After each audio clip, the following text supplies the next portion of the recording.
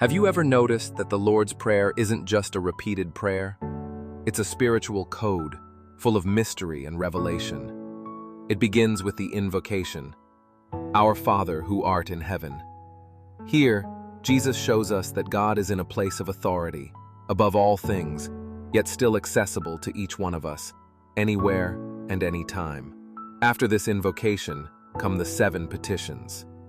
When we say, "Hallowed be thy name," we acknowledge God's holiness and place his name above everything.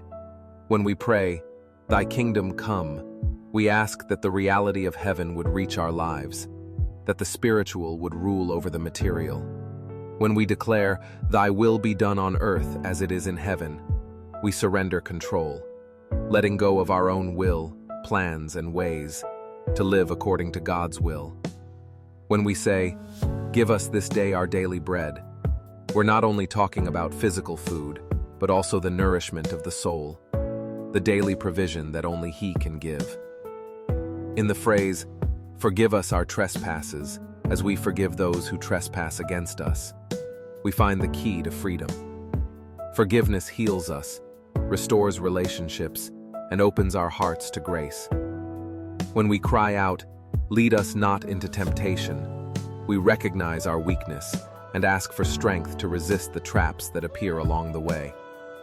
And when we conclude with, "Deliver us from evil," we are asking for God's protection from all evil, both seen and unseen. 7 petitions, a perfect code, a complete prayer. But the real question is, do we truly want to receive what we're asking for? Because when we say, "Thy kingdom come," we are allowing God to rule our lives.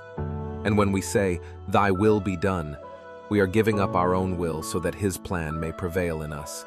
The Lord's Prayer was never meant to be just memorized. It is a spiritual map, Jesus' invitation to live in the fullness of God's presence. It's not enough to repeat it. We must let this prayer transform our lives. Share this message and say, "The Lord's Prayer is my spiritual